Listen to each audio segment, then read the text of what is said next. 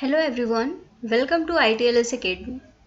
आज का हमारा टॉपिक है Microsoft office PowerPoint presentation part 8। इससे पहले के पार्ट्स में हमने home tab, insert tab, design tab and animation tab को पढ़ लिया है और काफ़ी कुछ इनके बारे में सीख लिया है। आज हम देखेंगे slide show and review tabs को। तो स्लाइड शो टैब में सबसे पहला ऑप्शन आता है start slide show. Start slide show में कई सारे ऑप्शंस हैं, जैसे from beginning, from custom slide या कस्टम स्लाइड शो। तो देखिएगा, अगर आप फ्रॉम बिगिनिंग करते हैं तो क्या होता है, आपका स्लाइड शो स्टार्ट हो जाता है। मतलब आपका जो स्लाइड है वो फुल स्क्रीन पे आता है और प्रेजेंटेशन मोड में आ जाता है। आप जैसे ही फ्रॉम बिगिनिंग करते हैं तो आपकी जो सबसे पहली स्लाइड होती है, उस सबसे पहली स्लाइड से ओपन हो जाता है आपका प्रेजेंटेशन।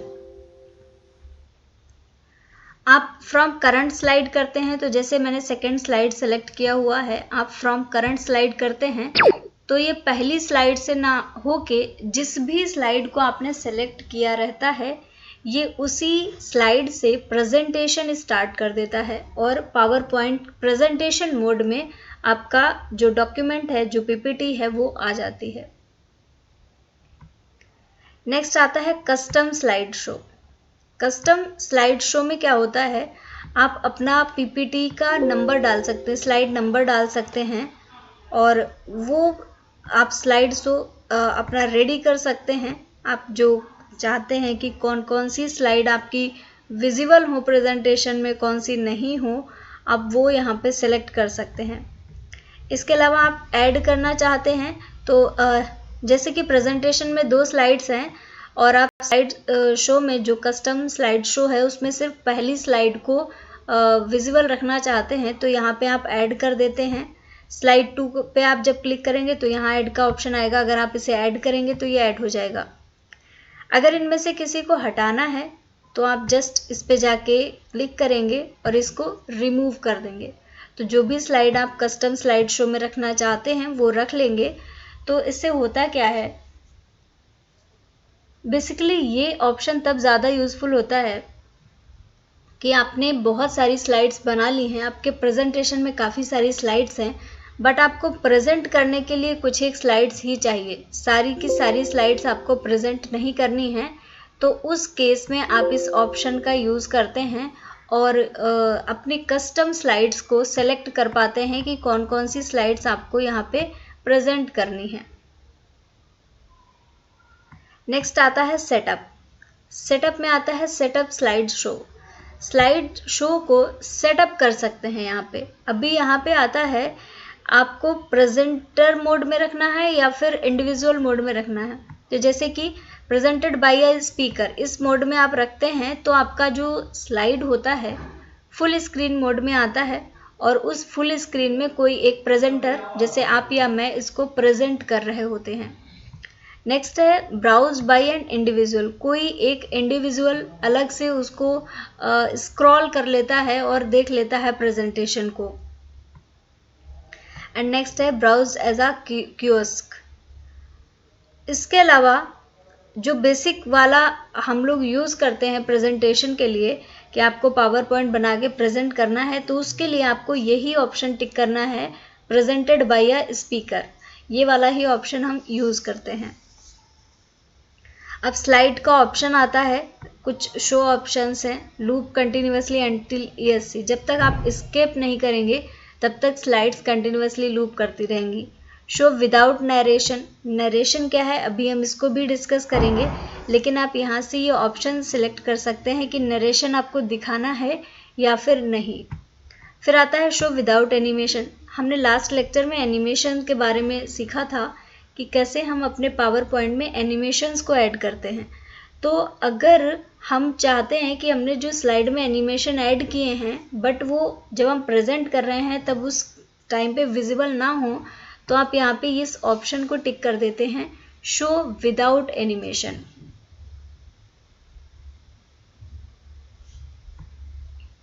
अब यहाँ पे एक आता है पेन कलर। पेन कलर का आप सेलेक्ट कर सकते हैं और पेन का यूज़ कब होता है ये मैं अभी आपको करके ही दिखा देती हूँ। पेन को आप यूज़ कर पाते हैं फुल स्क्रीन मोड में। जब आपकी स्लाइड फुल स्क्रीन मोड में है, आप राइट क्लिक करते हैं, राइट क्लिक करके आपको ऑप्शन मिलते हैं। यहाँ पे आपको पॉइंटर का ऑप्शन मिलता है, इसमें से आप पेन ले सकते हैं, हाइलाइटर ले सकते हैं, बॉल पॉइंट पेन ले सकते हैं। एरो तो नॉर्मली होता ही है। तो मैं फेल्ट टिप पेन लेके दिखाती हूँ। जब मैं इस पर क्लिक करूँगी तो यहाँ पे पेन आ जाता है। इस पर आप अगर कुछ भी आपको लिखना है आप लिख सकते हैं, कुछ भी ड्रॉ करना है तो उसको ड्रॉ कर सकते हैं। तो ये पेन का ऑप्शन आता है और इसका शॉर्टकट होता है Ctrl+P। जब आप फुल स्क्रीन मोड में Ctrl+P प्रेस करते हैं तो ये पेन ऑटोमेटिकली आ जाता है। और इसके बाद में आप जब पेन से कुछ भी ड्रॉ कर रहे हैं, इसको अगर आपको इरेज करना है तो या तो आप राइट क्लिक करिए, यहाँ पे आपको इरेज़र मिलता है पॉइंटर ऑप्शन में ही। तो इरेज़र लेके आप थोड़े थोड़े पार्ट में इसको डिलीट कर सकते हैं, या फिर इरेज ऑल जितनी भी इंक है स्लाइड पे वो आप करेंगे तो सारी की सारी इंक यहाँ से चली जाएगी। एक बार फिर से करके दिखाती हूँ। ये कुछ भी मैंने ऐसे ही ड्रॉ किया हुआ है। अब मैंने आपको राइट क्लिक करके दिखाया कि किस तरीके से आप इंक को इरेज करते हैं। अब मैं आपको शॉर्टकट बताऊंगी। आपको करना क्या है, कुछ भी नहीं करना है, सिंपली आपको कैपिटल ई वाला की प्रेस करना है। ई प्रेस करेंगे, सारा का सारा यहाँ पे इरेज हो जाएगा। तो बहुत इजी ऑप्शंस हैं। कुछ एक और ऑप्शंस हैं, शॉर्टकट्स हैं जो मैं आपको दिखाना चाहूँगी। अगेन राइट क्लिक करेंगे, आप यहाँ से डायरेक्टली स्लाइड नंबर सेलेक्ट कर सकते हैं और स्लाइड नंबर पे स्विच कर सकते हैं प्रेजेंटेशन के लिए। और अगर आप प्रेजेंटेशन में ब्लैक या वाइट स्क्रीन को यूज़ करना चाहते हैं तो यहाँ से आप ब्लैक स्क्रीन पे सिलेक्ट करेंगे तो ब्लैक स्क्रीन मिल जाएगी, जिस पे कि आप कुछ भी लिख सकते हैं, कुछ भी बना सकते हैं। इसके अलावा राइट क्लिक करके ही आप वाइट स्क्रीन को भी ले सकते हैं। यहाँ पे आपको वाइट स्क्रीन मिल जाएगी, तो आप जो भी यहाँ पे ड्रॉ करते हैं वो आपको विजिबल होगा। मतलब आप कुछ चीज़ें समझाना चाहते हैं तो आप इजीली इससे समझा सकते हैं। तो पावर पॉइंट के फुल स्क्रीन मोड में जब आपको ब्लैक या वाइट स्लाइड चाहिए होती है तो वाइट स्लाइड के लिए सिंपली आप W प्रेस करते हैं और यहाँ पे आपको वाइट स्लाइड मिल जाती है। लेकिन अगर आप B प्रेस करते हैं, कैपिटल B, तो यहाँ पे B फॉर ब्लैक स्लाइड, ये शॉर्टकट है। एंड W इज फॉर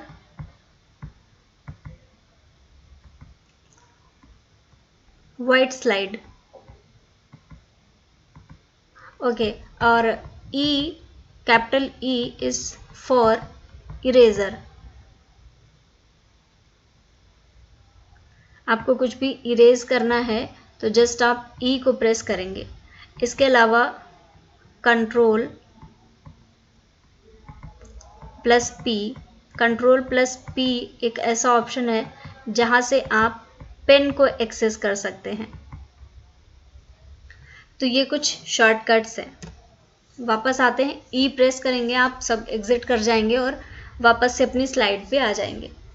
एक और चीज़, आपको यहाँ से भी ऑप्शंस मिलते हैं। आप देखते हैं जब आप फुल स्क्रीन मोड में होते हैं, जस्ट चेंज में मैं पॉइंटर चेंज कर लेती हूँ, एरो ले लेती हूँ।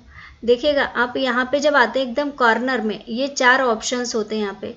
ये जो लेफ्ट है ये प्रीवियस स्लाइड के लिए है, जो राइट में है ये नेक्स्ट राइट स्लाइड के लिए है। तो ये ऑप्शंस ऐसे तो इनविजिबल से होते हैं, लेकिन अब जब आप यहाँ पे कर्सर ले जाते हैं ये विजिबल हो जाते हैं। तो ये ऑप्शन है जो हम राइट क्लिक करके ऑप्शन ला रहे थे, वो आपको डायरेक्टली यहाँ से मिलता है। इस पर क्लिक करेंगे, आप यहाँ से स्लाइड स्विच कर सकते हैं, स्क्रीन चेंज कर सकते हैं। ब्लैक एंड वाइट स्क्रीन अगर आप चाहते हैं सिंपली कोई चीज़ समझाने के लिए तो वो ले सकते हैं। और इसके अलावा स्लाइड को भी यहाँ से चेंज कर सकते हैं। और इंड करना है तो इसके लिए आप सिंपली ESC की को प्रेस करते हैं या फिर यहाँ से आप एंड कर सकते हैं। जो पेन का मैंने ऑप्शन बताया राइट क्लिक करने पे आता है, वो आप यहाँ से डायरेक्टली भी ले सकते हैं। आप यहाँ पे जाके क्लिक करते हैं, आपको पेन का ऑप्शन मिलता है। अब यहाँ आपको बॉल पॉइंट पेन चाहिए, ब्लैक कलर का या ब्लू कलर का बॉल पॉइंट पेन मिल जाता है। हाइलाइटर चाहिए तो आप जस्ट हाइलाइटर पे क्लिक करेंगे और आपको हाइलाइटर मिल जाएगा, जिससे आप किसी भी एरिया को हाईलाइट करके दिखा सकते हैं।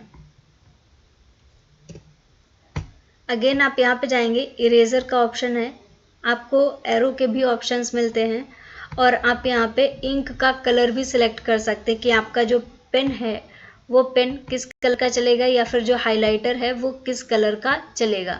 आप हर एक चीज़ का यहाँ पे कलर भी सिलेक्ट कर सकते हैं बहुत इजीली। ये सारे ऑप्शन आपको राइट क्लिक करके भी मिलेंगे और डायरेक्टली यहाँ से जो मैंने टूल आपको बताया वहाँ से भी मिलेंगे। ई प्रेस करेंगे आप, सारी इंक यहाँ से इरेज हो जाएगी।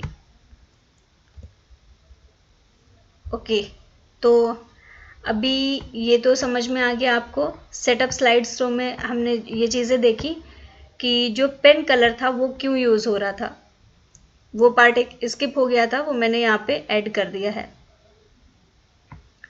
अब क्या है, यूज़ हार्डवेयर ग्राफिक एक्सेलरेशन, अगर आप ये चाहते हैं तो इस ऑप्शन को भी यूज़ कर सकते हैं। इसके अलावा स्लाइड कहाँ से लेके कहाँ तक दिखानी है ये भी ऑप्शन है। आप या तो जैसे 1 से लेके 10 तक दिखानी है, 10 से 12 तक दिखानी है, वो सिलेक्ट कर सकते हैं, या फिर आप कस्टम का भी ऑप्शन यहाँ पे चूज़ कर सकते हैं। यहाँ पे जब 2 ही स्लाइड हैं तो ऑप्शन यहाँ पे नहीं है, लेकिन अगर कस्टम स्लाइड शो करते हैं तो यहाँ पे आपको ऑप्शंस मिलते हैं। जब आपके पास बहुत सारी स्लाइड्स होती हैं तो आपको ऑप्शंस मिलते हैं और ज़्यादा सेलेक्ट करने के लिए कि कौन कौन सी स्लाइड्स आपको सेलेक्ट करनी है।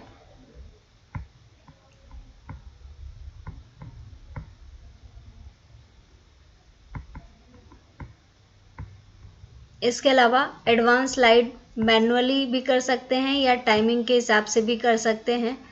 तो ये है प्रेजेंटर व्यू। प्रेजेंटर व्यू में जो भी आपका ऑप्शन है, अगर बहुत सारे आपने कंप्यूटर्स पे एक ही चीज़ को प्ले करना है तो ये ऑप्शन वहाँ के लिए यूज़ होता है।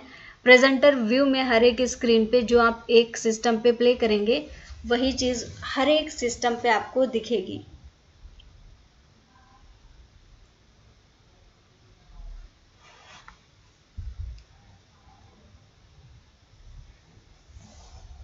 अब अगला ऑप्शन है हाइड स्लाइड का। अगर आप कोई भी स्लाइड को हाइड करना चाहते हैं तो जस्ट आपको उस स्लाइड पे जाके उसको हाइड कर देना है, तो जब भी आप प्रेजेंट करेंगे तो वो स्लाइड आपको विजिबल नहीं होगी। देखिएगा यहाँ पे आपको दिख रहा है, ये एक सिंबल बन के आ रहा है, ये स्लाइड हिडन है इसलिए ये सिंबल यहाँ पे बन के आ रहा है। तो जब भी आप इस पर क्लिक करेंगे ये हाइड स्लाइड का ऑप्शन आपको दिखेगा हाईलाइटेड। इसको जस्ट अनक्लिक कर देंगे तो ये दोबारा से हट जाएगा। तो अगर अगेन आप चाहते हैं कि आपके प्रेजेंटेशन में बहुत सारी स्लाइड हैं बट कुछ स्लाइड्स को आप प्रेजेंट करना चाहते हैं, कुछ को प्रेजेंट नहीं करना चाहते हैं, तो उन स्लाइड्स को आप यहाँ से हाइड भी कर सकते हैं। अगला देखते हैं रिकॉर्ड नरेशन। रिकॉर्ड नरेशन में क्या होता है, जब आप इस ऑप्शन पे क्लिक करते हैं तो आपको ये पावर पॉइंट को रिकॉर्ड करने की परमिशन देता है। जैसे कि आप अगर इस पे ओके कर देंगे और आप फुल स्क्रीन मोड में जाएंगे तो आप जो भी बोलेंगे वो सारी चीज़ें ये रिकॉर्ड करेगा, सिस्टम सारी चीज़ें रिकॉर्ड करेगा और नेक्स्ट टाइम जब आप पावर पॉइंट प्ले करेंगे तो इसको साथ में प्ले कर सकते हैं। जैसे कि मैं एक रिकॉर्ड करके दिखाती हूँ आपको, अगर होता है यहाँ पे current slide. So hello everyone, welcome to IDLS academy.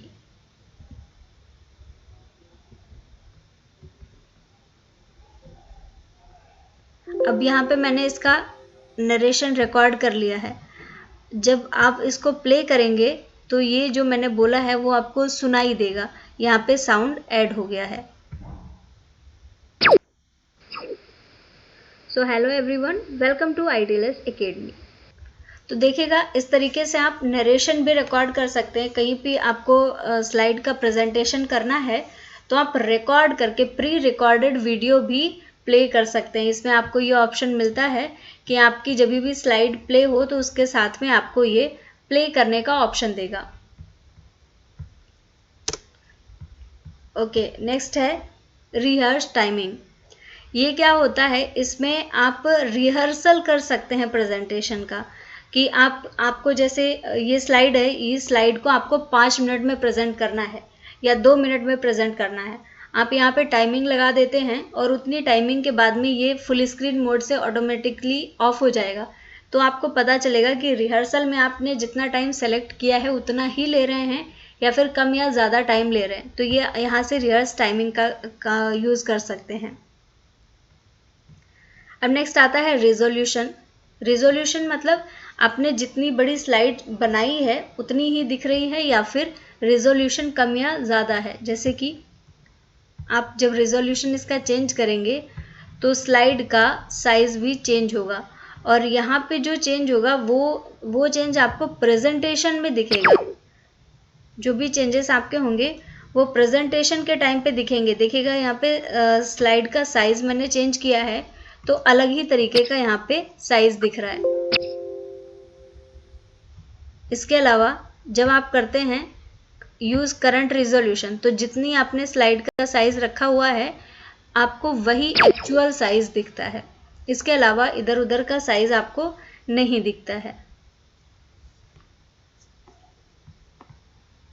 Again आता है use presenter view. Presenter view में क्या होता है, आपको भी बताया कि अगर एक से ज़्यादा जगह आपको सेम चीज़ प्रेजेंट करना है, बहुत सारे सिस्टम्स पे, जैसे कि आप देखते हैं एग्ज़ाम हो रहा होता है तो एक जैसी चीज़ें हर एक स्क्रीन पे आ रही होती हैं, तो वो इसी की मदद से आती हैं। ये जो ऑप्शन है आपका प्रेजेंटर व्यू, ये आपको एक से ज़्यादा सिस्टम पे एक जैसा काम करने की अनुमति देता है, परमिशन देता है।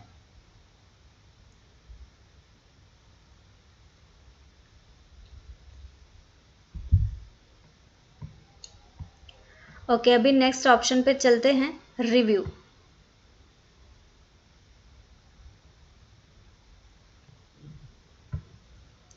रिव्यू में क्या है, हालांकि ये वाला जो पार्ट है ये MS वर्ड में बहुत ज़्यादा यूज़ होता है और उसको बहुत ज़्यादा हमने डिटेल में पढ़ा भी है वहाँ पे, बट यहाँ पर भी हम चीज़ें देखेंगे। पहला तो आता है स्पेलिंग चेक। इसको आप करते हैं तो ये आपके डॉक्यूमेंट में स्पेलिंग चेक करके देता है। आपने ये डॉक्यूमेंट सेलेक्ट किया और स्पेलिंग चेक पे आपने क्लिक किया तो अभी आपको देखिएगा प्रॉम्प्ट दिखा रहा है स्पेलिंग चेक इज़ कंप्लीट, क्योंकि जो सेंटेंस है उसमें कोई भी गड़बड़ी नहीं है तो यहाँ पे ये कुछ भी नहीं करता है। लेकिन अगर आप कुछ चेंजेस करते हैं, कुछ स्पेलिंग में मिस्टेक होती है या कोई भी प्रॉब्लम आती है, तो अगर आप स्पेलिंग चेक करेंगे तो ये आपको सजेशंस देगा। देखिएगा सबसे पहला यहाँ पे नंबर था, नंबर को मैंने चेंज कर दिया, स्टार्टिंग के वर्ड्स हटा दिए। अब ये सजेशंस दे रहा है कि आपने जो डाला है वो गलत है, उसकी जगह पे क्या क्या ऑप्शंस हो सकते हैं। इसके अलावा एक को आप जब चेंज करेंगे तो दूसरे के लिए आएगा ऑप्शन, तो और इस तरीके से पूरा ही जितने चेंजेस होंगे डॉक्यूमेंट में सारे ही ये स्पेलिंग्स को करेक्ट कर देगा। तो यहाँ से आप डायरेक्टली स्पेलिंग्स का करेक्शन कर सकते हैं अगर आपके डॉक्यूमेंट में कोई भी मिस्टेक है। ऑल्दो अभी यहाँ पे नहीं है तो स्पेलिंग के ऑप्शन पे जाने पे कोई भी आपको चेंज नहीं दिखता है। नेक्स्ट आता है रिसर्च। अगर आप कोई भी चीज़ को सर्च करना चाहते हैं तो इस ऑप्शन को आप कर सकते हैं। यहाँ पे आप जो भी चीज़ डालेंगे वो आपको सर्च होके मिलेगी कि क्या चीज़ है।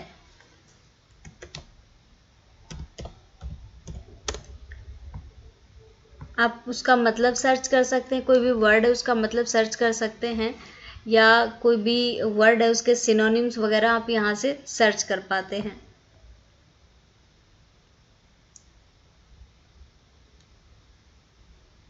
देखिएगा ITLS डाला है तो ये ITLS की जगह पे ये स्पेलिंग के फॉर्मेट दिखा रहा है कि इसकी जगह पे क्या अल्टरनेटिव्स हो सकते हैं। तो इस तरीके से अभी तो मैंने जस्ट फॉर एग्जांपल डाला है। जब आप प्रॉपरली इसमें सर्च करते हैं, कोई भी आपको चाहिए होता है पर्टिकुलर कोई वर्ड होता है तो ये उसको प्रॉपर सजेशन देता है। नेक्स्ट आता है, इस ऑप्शन में क्या है, इसमें आप कोई भी अल्टरनेटिव अगर आपको ढूंढना है, जैसे कि एजुकेशनल ऑर्गेनाइजेशन है, इसकी जगह पे आप कोई और वर्ड क्या डाल सकते हैं, इसका अल्टरनेट वर्ड, तो आप जस्ट इसको क्लिक करेंगे और यहाँ पे सर्च करेंगे तो आपको ऑप्शंस यहाँ पे देखने को मिलेंगे। हालांकि मैंने ये बड़ा वर्ड सेलेक्ट कर दिया था, एक बार फिर से दिखाती हूँ। ऑर्गेनाइजेशन को सेलेक्ट किया और इसके जैसा वर्ड आपको ढूंढना है, तो अभी आप देखिएगा बहुत सारे यहाँ पे आपको अल्टरनेट ऑप्शंस दिखा रहा है कि इसमें से अगर कोई भी आप सेलेक्ट करना चाहते हैं तो डायरेक्टली सेलेक्ट कर सकते हैं। अगला आता है ट्रांसलेट करने का। आपका जो भी टेक्स्ट है इसको अगर आप ट्रांसलेट करना चाहते हैं तो डायरेक्टली आप इस ऑप्शन पे जाएंगे। ट्रांसलेशन की आप लैंग्वेज यहाँ पे चेक करेंगे, आपको जो भी लैंग्वेज चाहिए होती है, जैसे कि यहाँ पे अभी हिंदी लगी हुई है तो हिंदी में इसने कन्वर्ट कर दिया है, ट्रांसलेट कर दिया है आपके पूरे टेक्स्ट को।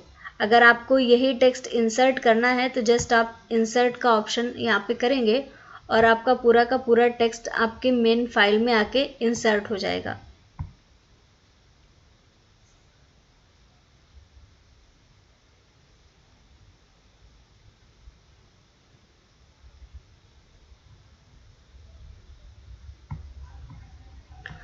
हिंदी के लिए थोड़ा सा टाइम लेता है, इंग्लिश फटाफट से होती है इन सॉफ्टवेयर्स में।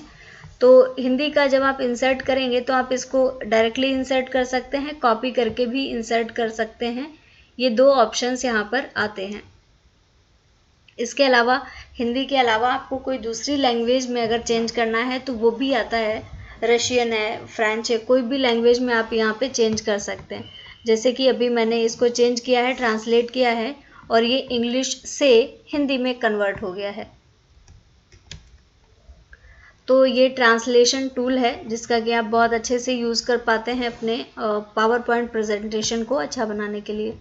ये MS वर्ड में भी आपको टूल देखने को मिलता है जहाँ पर कि आप अपने सेंटेंस को, अपने टेक्स्ट को कन्वर्ट कर पाते हैं, उसका ट्रांसलेशन कर पाते हैं। सेम आपको देखने को मिलता है लैंग्वेज में कि किस लैंग्वेज में आपको लिखना है, वो लैंग्वेज आप यहाँ से सेलेक्ट कर सकते हैं। अगला है शो मार्कअप। अगर आपने कहीं पे डॉक्यूमेंट में चेंजेस किए हैं तो आपको इस ऑप्शन पे क्लिक करके वो चेंजेस देखने को मिल जाते हैं। इसके अलावा न्यू कमेंट, अगर आपको किसी भी जगह पे कमेंट ऐड करना है कोई डॉक्यूमेंट वेरिफिकेशन के लिए, आप जस्ट यहाँ पे कोई भी कमेंट डालते हैं वो ऐड हो जाता है।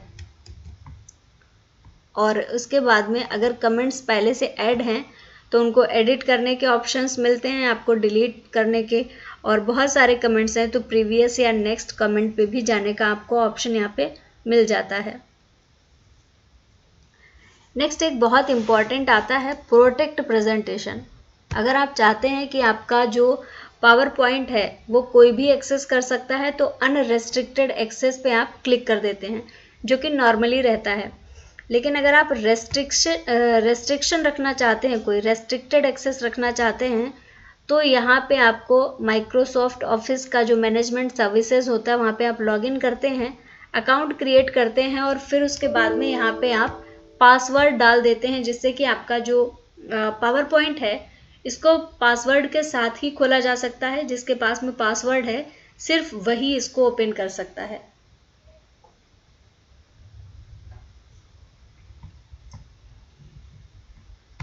नेक्स्ट है इंक का ऑप्शन। इंक का ऑप्शन है यहाँ पे, आप बहुत अच्छा टूल है जिसको कि आप कोई भी ड्राइंग बनाने के लिए यूज़ कर पाते हैं। अगर आपको कोई भी यहाँ पे लिख के या करके कोई चीज़ बना के दिखानी है तो आप सिंपली ये हाइलाइटर है, बॉल पॉइंट पेन है और फेल्ट टिप पेन है, इनको यूज़ कर सकते हैं। आपको इरेजर का भी ऑप्शन मिलता है, जो भी आपको इरेज करना है वो आप इरेज भी कर सकते हैं।